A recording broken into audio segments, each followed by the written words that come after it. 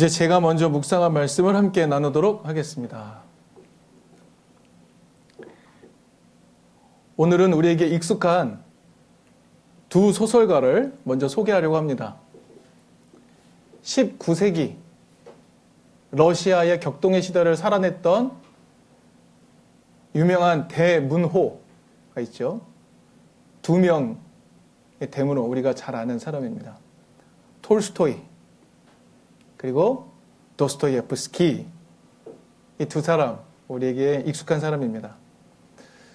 거의 같은 시기를 살았습니다. 그래서 이 두 사람은 함께 비교되고 설명될 때가 참 많습니다.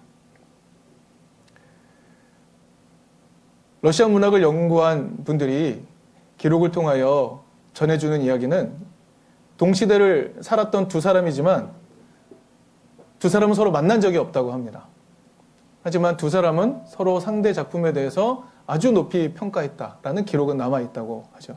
하지만 이 두 사람은 서로 만난 적이 없을 뿐만이 아니라 삶의 태도도 달랐고 철학도 달랐고 사회 문제에 대한 인식도 달랐고 매우 중요한 기독교에 대한 태도도 달랐습니다.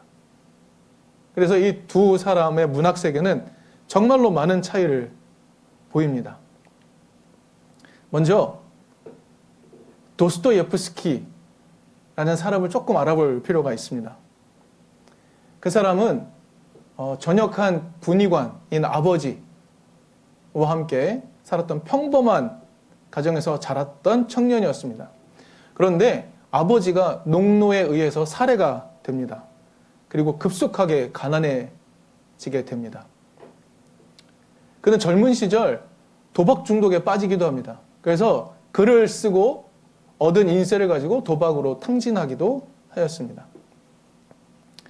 그가 25세에 등단을 합니다. 그리고 등단을 하면서 그는 당시의 사회를 휘어잡았던 사회주의에 몰두하게 됩니다. 이 사회주의에 몰두하면서 혁명적 사상을 막 키워가던 사람이었어요. 그러니 그런 자들이 짜르 정부가 볼 때는 얼마나 미웠겠습니까? 그래서 짜르 정부가 그들을 색출해내고 잡아냅니다. 발각이 됩니다. 그리고 사형을 선고받게 됩니다. 수많은 사람들이 총살을 당하기 위해 사형장에 나와 있습니다. 언제 총살을 당해도 괜찮은 그런 상황이 되어버린 것이죠. 그래서 사형을 집행하려고 하는 그 순간에 갑자기 황제의 특사가 도착합니다. 그리고 말합니다. 사형은 취소되었소.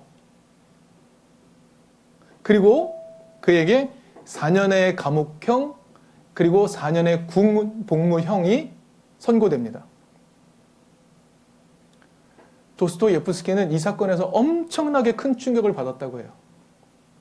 죽음을 앞둔 그 순간 죽음에서 벗어나 살게 된 것이 신의 계획으로 여겨지게 됩니다. 근데 이 사건은요, 추후에 차르 정부가 조작한 것으로 밝혀진다고 해요. 한마디로 자기의 적들을 자기 편으로 만들기 위해 꾸민 연극이었다는 것이죠.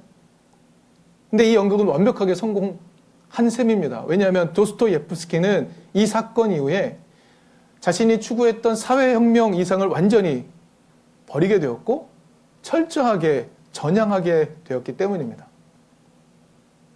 우리에게 유명한 소설은 이 사건 이후에 대부분 등장합니다. 그런데 여러분, 그 책을 읽어보신 분들은 느끼실 수 있겠지만 이 소설에 등장하는 악인들의 모습들이 있습니다. 유물론자들, 자기만 추구하는, 자기 이익만을 대변하는 사람들이 악인으로 등장을 하게 됩니다. 이후에 도스토예프스키는 소설을 통해서 인간 본성에 담긴 추악함, 인간이 얼마나 악한 존재인지를 계속 드러냅니다. 그리고 구원의 길로서 러시아 종교회의 바탕을 둔 그 신의 존재, 그 신의 존재를 부각시키는 일을 합니다. 도스토예프스키는 사형에서 벗어난 이후에 일관된 주제를 갖습니다. 기독교 신앙으로 귀의하는 것. 그런 신의 존재를 부각시키기 위해 노력했고 그런 신의 존재를 모르는 민중들에 대해서 불쌍함을 가지고 있었다라고 해요. 근데 이에 반대되는 자리에 톨스토이가 서 있습니다. 도스토예프스키가 살았던 삶과 톨스토이가 살았던 삶은 완전히 반대였습니다. 그는 귀족 가문에서 태어났고 귀족 생활을 하며 살았던 사람입니다. 귀족 삶에 익숙했던 사람이에요. 그렇게 귀족 놀이를 하는 그런 사람들이 주변에 많았겠죠? 젊은 청년 시절에 함께 어울렸던 사람들이 있습니다. 그때 인텔리겐차, 지식 노동을 하는 노동 계급이라고 보통 부르는데 그런 인텔리겐차들과 함께 대화를 하면서 톨스토이는 엄청나게 실망을 하게 됩니다. 그들이 가진 욕망을 발견하게 되고 그들의 모습에 엄청나게 실망을 하게 됩니다. 그래서 톨스토이는 고향으로 돌아가게 됩니다. 고향으로 돌아가서 농민들을 교육하게 되고 민중들을 돌보기 시작합니다. 그들과 함께 사는 삶이 어떤 것인지 배워가고 그들 편에 서기에 노력합니다. 그런데 짜르의 통치가 얼마나 혹독했었든지 민중들은 짜르를 암살할 계획을 세웁니다. 근데 그게 또 발각이 되죠. 그래서 톨스토이는 짜르에게 편지를 썼다고 해요. 그들을 용서함으로 짜르 황제가 기독교 신앙에 있어서 훨씬 훌륭한 사람임을 보여주십시오라는 그런 상소문 같은 편지를 보냅니다. 그러나 짜르는 거기에 반응하지 않죠. 엄청 실망하게 됩니다.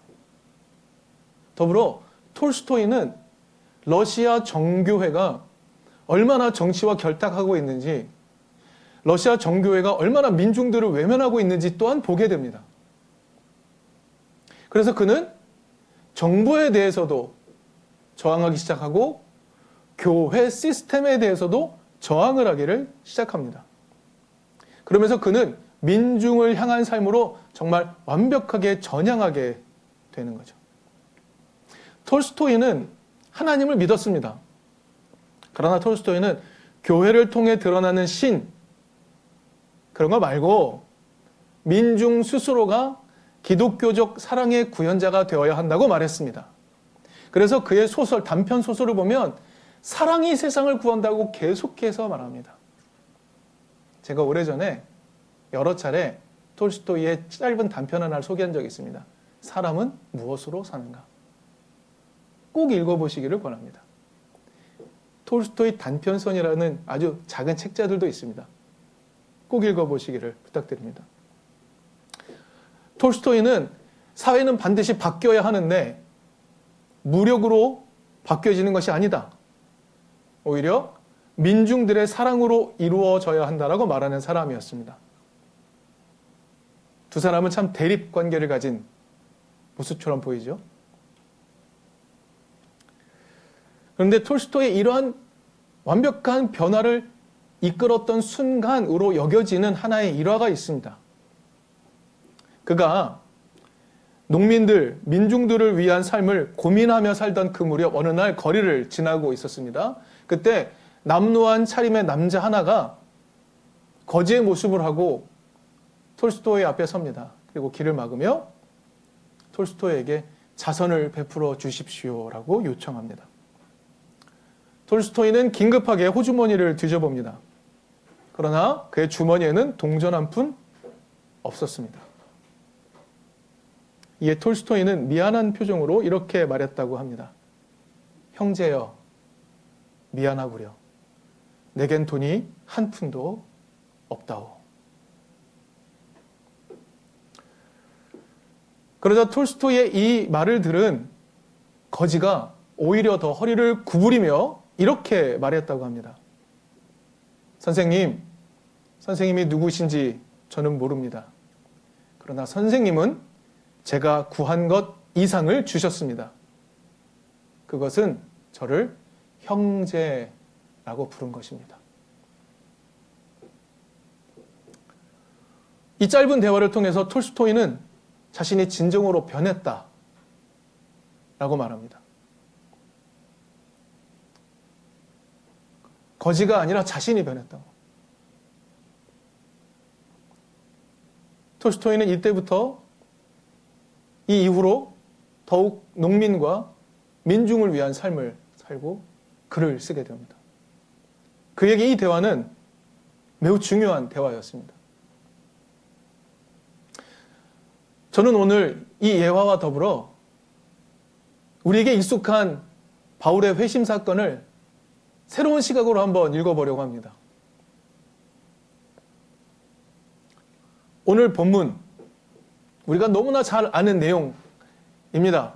왜냐하면 바울이 예수 믿으며 따르는 사람들을 박해하던 삶에서 예수를 전하는 삶으로 변화하게 되는 변곡점에 있는 사건이기 때문에 그렇습니다. 오늘 본문 2절을 보면 예수의 길, 그 길, 예수의 길을 믿는 사람들을 박해하기 위해서 다마스쿠스로 출동을 합니다. 바울이 이 사건 이후로 이방인을 위한 사도, 예수의 이야기를 전하는 사도로 변신을 하게 되죠. 그러니까 오늘 본문은 기독교 역사에 있어서도 가장 중요한 사건을 소개하는 본문 중에 하나입니다. 그런데 이 사건의 핵심은 대화입니다. 이 사건의 핵심은 대화입니다. 두 존재의 대화. 사건을 성경은 이렇게 설명합니다. 다마스쿠스로 가고 있습니다. 그런데 거의 도착했을 즈음에 하늘에서 환한 빛이 비추게 됩니다. 그러자 바울이 땅에 엎드리게 되죠. 그리고 소리가 들립니다. 사울아, 사울아, 왜 나를 핍박하느냐? 이 소리에 바울이 반응을 하죠. 세번역 성경은 주님 당신은 누구십니까? 이렇게 번역이 되어 있는데요. 원문 어순에 따라 번역을 하면 이런 느낌이 됩니다. 당신은 누구십니까? 주님? 이런 느낌이 됩니다. 자, 지금 여기까지의 대화를 좀 볼까요? 바울은 지금 환한 빛으로 인해서 누군지 구분할 수 없는 존재와 대화를 하고 있는 겁니다. 그런데 이 존재에게 어떤 호칭을 쓰고 있나요? 주님이라는 호칭을 씁니다. 여기서 주님이라는 말은요, 호격, 부르는 용례로 사용이 되는 겁니다. 우리는 공부를 통해 알고 있는 것 하나가 있습니다. 이 호칭은 오로지 황제에게만 독점적으로 사용된 호칭이다. 근데 꼭 그렇지만은 않았던 것 같습니다만, 중요한 것은 이 호칭은 대체로 높은 사람, 황제에게 쓰이는 호칭이었다는 것을 우리는 감지하고 있습니다. 이 호칭은 함부로 사용하는 호칭이 아닙니다. 누군가가 자신보다 권위자인 것을 인정하면서 매우 깊은 존중의 마음을 품고 사용하는 용어가 바로 이 호칭입니다. 주님. 바울은 지금 누군지 모르는 존재의 목소리를 듣습니다. 사울아, 사울아, 왜 나를 핍박하느냐? 라고 던지는 질문을 듣습니다. 우리 상상을 좀 해볼까요? 이때 바울은 어떤 마음이 들었을까요?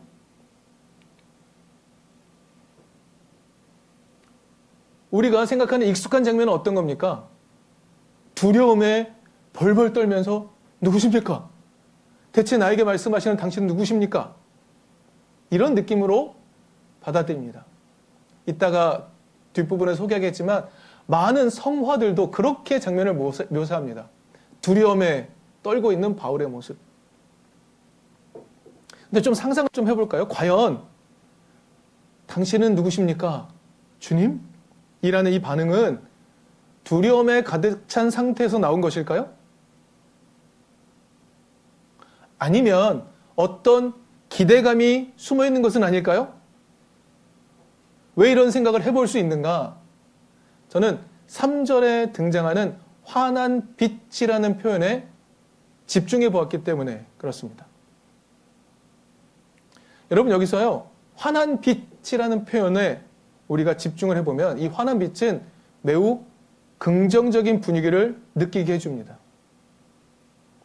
무언가 의로운 존재, 깨끗한 존재, 그 빛이 자신을 감싸는 동안 느끼게 될 평화, 정의, 이런 느낌을 그 환한 빛이라는 표현이 전달해 줍니다. 환한 빛은 그 자체로 긍정적인 분위기입니다. 그렇기 때문에 그 다음에 이어지는 목소리, 왜 나를 핍박하느냐? 라는 질문이 만약에 바울을 응징하는 듯한 느낌으로 두려움을 야기하는 소리였다면 이 환한 빛이라는 긍정적인 느낌과 잘 어울리지 않을 것 같습니다. 조금 더 상상해 보았습니다. 지금 바울은요, 환한 빛을 통해서 긍정적인 느낌으로 압도되고 있습니다. 그런데 그 존재가 왜 나를 핍박하느냐라고 합니다. 지금 바울은 내가 핍박하는 존재? 이렇게 위대한 존재를 내가 핍박할 수 있나? 내가 핍박하고 있나? 아니, 내가 핍박하고 있는 존재이라고 한다면 예수의 길을 따르는 저 못된 놈들 뿐인데, 그들은 박해받아 마땅한 존재들인데, 이런 생각들이 머리를 스쳐 지나가지 않았을까요? 그리고 이렇게 상상할 수 있을 겁니다. 환한 빛과 함께 등장하는 존재라면 분명히 선하고 의로운 존재일 텐데 나는 그런 존재를 핍박할 리가 없잖아. 그래서 묻는 것 아닐까요? 바울이 되묻습니다. 당신은 누구십니까? 주님. 여기서 바울이 주님이라고 말하는 대상, 우리는 알죠. 예수입니다. 그런데 바울이 지금 자신이 주님이라고 부르는 그 대상이 예수일 거라고 상상할 수 있겠습니까? 조금도 상상하지 못한 채로 이 용어를 사용하고 있는 것 아닐까요? 그럼 어떤 느낌이 듭니까? 호기심에 가득 차서 긍정적인 분위기 속에서 이분은 도대체 누구일까? 라는 긍정적 태도로 되묻는 질문이라고 상상해 볼 수 있지 않을까요? 그런데 그 질문에 대한 응답은 무엇이었습니까? 나는 하고 쉼표가 있어요. 나는 바로 내가 핍박하는 예수다. 이 응답이 바울을 완전히 무너뜨려 버렸습니다. 그렇죠. 이 짧은 대화가 바울을 180도 바꿔버렸습니다. 만약에 예수가 등장하여 압도적으로 등장해서 힘과 무력으로 바울을 압박하여 너 왜 그딴 식으로 살아? 라고 하는 태도였으면 바울의 이렇게 목숨을 건 이후의 변화가 가능했을까요? 여러분, 오늘 우리는 상상해 볼 수 있습니다. 한 사람을 변화시키는 것은 무력입니까? 사랑입니까? 한 사람의 삶의 존재를 완벽하게 변화시키는 것은 뜨거운 사랑입니까? 아니면 무서운 폭력입니까? 바울은 이후에 완벽하게 변합니다. 어떻게 그게 가능할까요? 오늘의 이 대화가 담고 있는 분위기는 대체 어떤 것일까요? 바울은 자신이 혐오하던 예수에게 자신이 주님이라는 존중의 호칭을 사용했다는 것, 그것을 깨닫고 놀랐을 겁니다. 그리고 그 환한 빛이 예수에게서 나왔구나 라는 것을 깨닫는 순간 또 놀랐을 겁니다. 그리고 지금 이 순간 나는 바로 내가 핍박하는 예수다. 어쩌면 이 말은 그 어떤 말보다 따뜻한 말이었을 겁니다. 나는 너를 지금 비난하고 있는 것이 아니다. 나는 지금 너에게 다가가고 있다. 나는 내가 미워하지만 너를 사랑하는 예수다. 너는 나를 박해하기 위해서 그렇게 고생하지만 나는 오히려 그렇게 고생하는 내가 안타까운 예수다. 너를 사랑하는 예수다. 이런 느낌 아니었을까요? 이런 따뜻함이 종합적으로 작동한 것 아닐까요? 이 만남 이후 바울은 송두리째 무너지게 되고 다시 자신을 일으켜 세워 예수의 길을 따르는 사도가 됩니다. 바울은 지금 무언가에 충성하는 사람이었습니다. 자신이 믿었던 유대교 율법에 충성하는 사람이었죠. 그래서 예수를 믿는 자들을 죽이려 했던 겁니다. 바울은요, 자신이 그간 충성했던 삶이 허상이었다는 것을 깨닫게 됩니다. 그리고 나는 그 충성을 가지고 예수를 공격했는데 오히려 그 예수가 주님이 되신다는 것을 깨닫게 되고 그 깨달음이 바울을 사로잡게 되고 마침내 바울을 변화시키게 되는 것이죠. 저는 지금 이성적 접근보다는 감성적 접근으로 이 말씀을 이해해 보려고 노력하고 있습니다. 이 짧은 대화, 오늘 우리에게 전달되는 성경 본문 굉장히 짧습니다. 그런데 이 짧은 대화가 바울을 완벽하게 변화시켰다. 우리는 알고 있습니다. 이 짧은 대화의 분위기는 과연 어떤 것이었을까요? 지금 바울을 찾아온 예수의 임재는 바울을 비난하지 않았습니다. 아마도 따뜻한 언어였을 것입니다. 환한 빛으로 찾아오는 따뜻한 언어. 예수는 자신을 박해하는 바울을 비난하지 않았습니다. 사랑하였습니다. 바울은 예수를 박해하려 했지만 그럼에도 불구하고 예수는 압도적인 사랑으로 바울을 찾아왔습니다. 그 예수를 경험하게 된 것이죠. 다시 말씀드리지만 이 장면은 바울의 급격한 회심을 설명하는 유일한 장면입니다. 대체 어떤 것이 바울을 변화시켰던 것일까요? 이 짧은 대화 속에 담긴 다이나믹한 장면을 우리는 상상해 보아야 합니다. 그래야 바울의 변화를 이해할 수 있기 때문에 그렇죠.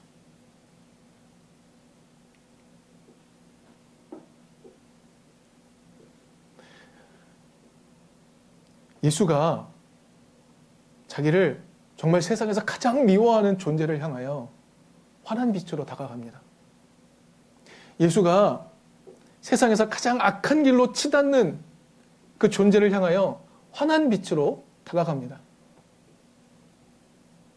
우리들이 걸어가고 있는 길, 우리는 정말 이 길이 최고의 가치가 있는 길이고 이 길이야말로 진짜 내 인생을 걸만한 길이야 라고 목숨을 걸고 달려가고 있는 그 길 앞에 예수가 환한 빛으로 등장합니다. 예수는 너가 걸어가는 그 길이 잘못된 거야. 그 길 가면 안 돼. 그 길은 정말 잘못되고 올바르지 않은 길이야 라고 압도적으로, 무력적으로, 폭력적으로 가르치려 들지 않습니다. 예수는 따뜻한 사랑으로 압도적 사랑을 가지고 찾아오십니다. 찾아오셔서 오늘 우리가 걸어가는 길의 의미를 물으시죠. 왜 핍박하느냐? 왜 그런 깊은 두려움으로 살아가고 있느냐? 왜 미움의 삶을 살고 있느냐? 왜 걱정하며 살고 있느냐? 왜 염려하고 살고 있느냐? 하고 따뜻한 목소리로 묻고 계십니다. 예수의 질문은 온통 사랑으로 가득 차 있습니다. 그 사랑이 바울을 변화시킵니다. 그 놀라운 주님의 임재 경험을 오늘 우리도 할 수 있습니다. 오늘 우리는 영성훈련에 대한 이야기를 나눌 텐데요. 주님께 나를 완전히 개방한다는 것, 주님께 나를 완전히 맡긴다는 것, 이것이 주는 평안을 우리는 이야기할 겁니다. 압도적인 사랑으로 우리를 찾아오시는 예수, 그 예수를 바울이 먼저 만났습니다. 그리고 그의 길을 마침내 변화시키셨죠. 그 압도적 사랑이 오늘 우리에게도 찾아와서 우리의 길을 변화시킬 수 있습니다. 예수가 바울과 나눴던 그 놀라운 대화를 오늘 우리도 시작할 수 있기를 바랍니다. 우리에게도 그런 놀라운 경험이 찾아올 수 있기를 바랍니다.